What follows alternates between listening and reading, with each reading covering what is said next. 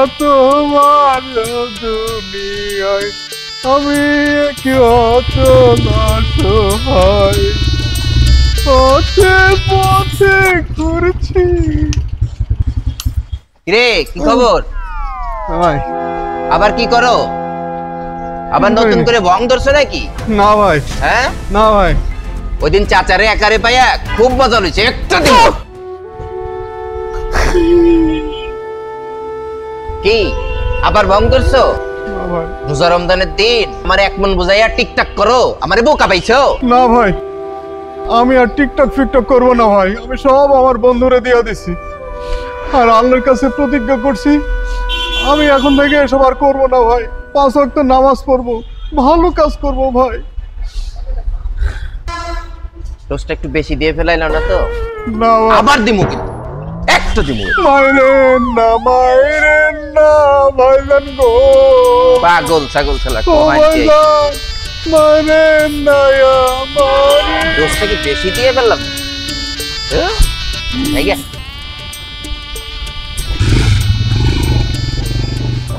আল্লাহ তোমার দুনিয়ায় আমি এক অচল অসহায় পথে পথে ঘুরছি।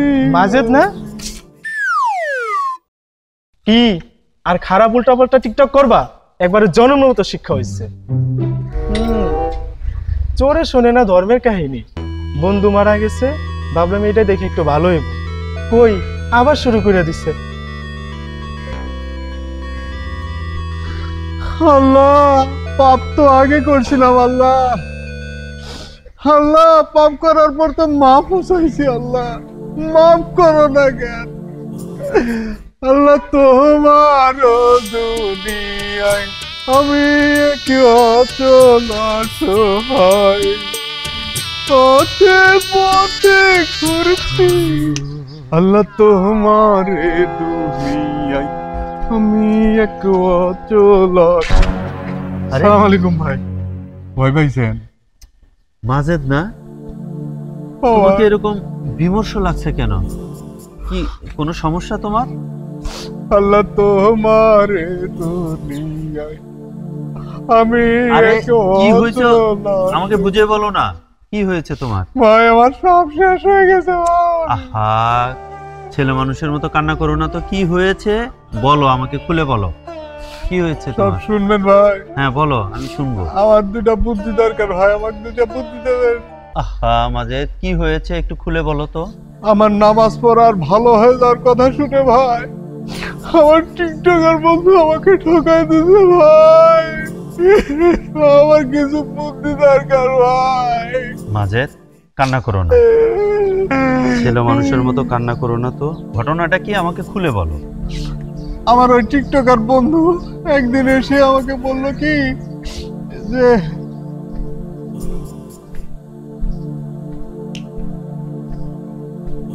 আরে দোস্ত দাঁড়া দাঁড়া দাঁড়া দাঁড়া দাঁড়া।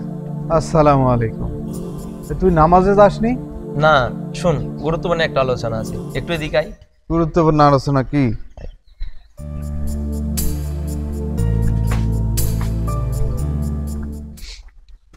হ্যাঁ কি হয়েছে ক?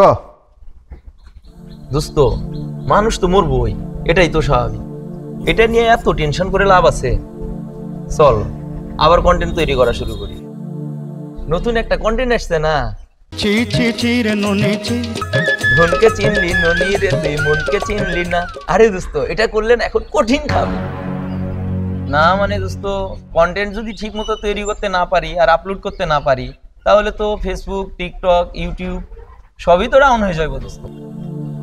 আমি মারা যাব, কবরে যেতে হবে, হাসরে উঠতে হবে।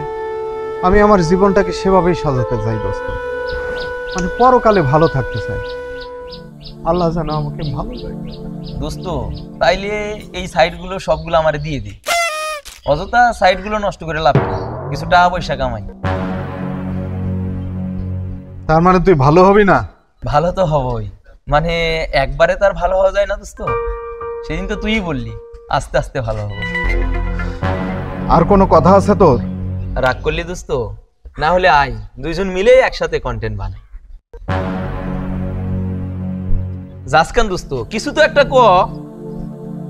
কি কমু ইউটিউব ফেসবুক টিকটক এগুলা সাস দিয়ে দিলাম, যা যা গা, যা যা। ওরে আমার গুল্লু বন্ধু রে। হ্যাঁ বুঝলাম, তো সমস্যা কি? আমার বুদ্ধি লাগবে ভাইজান, কি বুদ্ধি?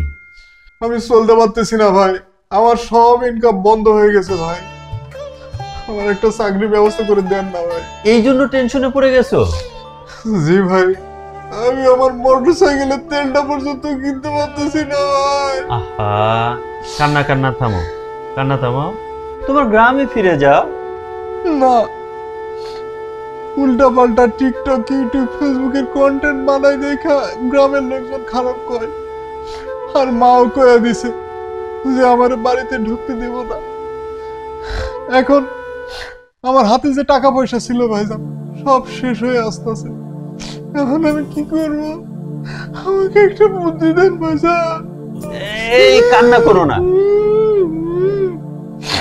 আহা, মাঝে তোমার টিকটক ফেসবুক ইউটিউবে লাইক কমেন্ট সাবস্ক্রাইবার সংখ্যা কেমন যেন ছিল?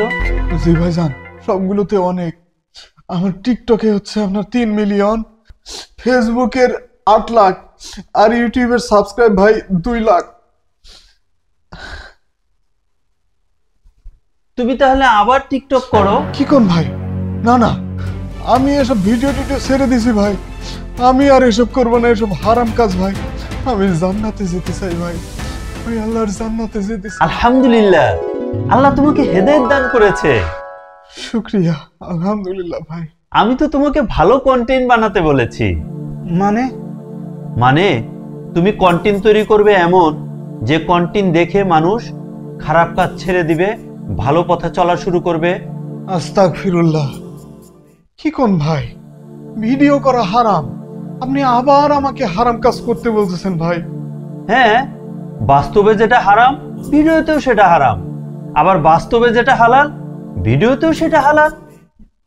যেমন কেন তুমি দেখো না, হুজুরদের ওয়াজ মাহফিলের ভিডিও দেখে মানুষ সওয়াব পায়, তেমনি উল্টা গান বাজনা দেখে মানুষের পাপ হয়। আলহামদুলিল্লাহ ভাইজান, আমি তো এভাবে কখনো ভেবে দেখি নাই। আলহামদুলিল্লাহ, আলহামদুলিল্লাহ, আলহামদুলিল্লাহ। মাঝের তোমার আগের খারাপ ভিডিওগুলো ডিলিট করে দাও, নতুন করে ভালো কিছু ভিডিও করো, যেগুলো দেখে মানুষ অনেক ভালো কিছু শিখবে, ভালো কাজ করবে, সঠিক পথে চলবে, সমাজের অনেক উপকার হবে। শুকরিয়া, শুকরিয়া, আলহামদুলিল্লাহ, আলহামদুলিল্লাহ ভাই, আমি এভাবে ভেবে দেখি নাই। আলহামদুলিল্লাহ, শুকরিয়া, আলহামদুলিল্লাহ, আলহামদুলিল্লাহ, আলহামদুলিল্লাহ। আলহামদুলিল্লাহ। কিন্তু ভাই, আমার তো ভয় ভয় লাগতেছে, আমার তো ভয় ভয় লাগতেছে ভাইজান। কেন?